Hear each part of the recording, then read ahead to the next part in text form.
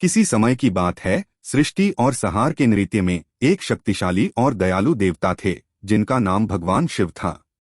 वह अत्यंत परमेश्वर थे जो अपनी गहरी ध्यान और ब्रह्मांडीय संतुलन के लिए जाने जाते थे। कैलाश पर्वती पर रहने वाले भगवान शिव अपनी सौंदर्यपूर्ण देवी पार्वती के साथ थे। उनका प्रेम गंगा की धारा की तरह अनंत था और उनका स्वर्गीय आश्रय दिव्य मंत्रों की आवाज से गूंथा हुआ था। एक दिन जब भगवान शिव गहन ध्यान में बैठे थे, एक शैतानी राक्षस था जिसका नाम भस्मासुर था। उसमें एक विचित्र शक्ति थी, जिसके सिर को छुआ जाता था वह व्यक्ति राख में बदल जाता था। अपने अहंकार और अधिक शक्ति की इच्छा से प्रेरित होकर भस्मासुर ने दिव्य व्यवस्था को चुनौती देने का निर्णय किया। भस्मासुर के दुष्ट इरादे बढ़ते जा रहे थे, देवताओं को चिंता हो रही थी। उन्होंने भगवान विष्णु से मार्गदर्शन प्राप्त किया, जो अपनी अपार बुद्धिमत्ता में रचना करते हैं। भगवान विष्णु ने मोहिनी के रूप में एक मोहनरंगी नृत्यकारिणी बनाई, जिसका सौंदर्य बहुत आकर्षक था। इस आकर्षक देवी का नाम मोहिनी था, जिनका नृत्य हर किसी को बहुत ही प्रभावित करता था। एक दिन जब भस्मासुर मोहिनी के नृत्य में लीन हो गए, उन्होंने देवी के हर कदम का मिरर किया। मोहिनी के आकर्षक नृत्य के मध्य में भस्मासुर ने उसके हर कदम का अनुसरण किया।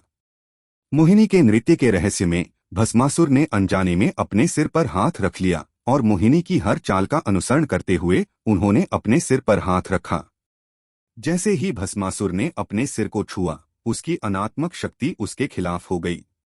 उसके अंदर से जलना शुरू हो गया और उसने अपनी जान बचाने के लिए भगवान शिव से बिना सोचे समझे माध्यम से बचाव की गुहार लगाई।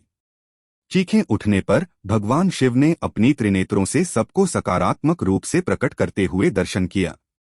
स्थिति को समझते हुए उन्होंने सौम्यपूर्ण रूप से हस्तक्षेप किया और भस्मासुर को उसकी अपनी नष्ट शक्ति से बचाया।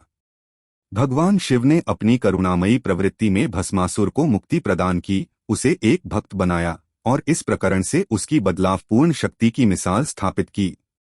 भगवान शिव और भस्मासुर की कथा हमें संतुलन की महत्वपूर्णता, अनियंत्रित अहंकार के परिणाम और दैवी कृपा की परिणामी शक्ति की शिक्षा देती है। यह हमें याद दिलाती है कि अंधकार के सामने सदैव पुनर्निर्माण और नवीनीकरण की संभावना है।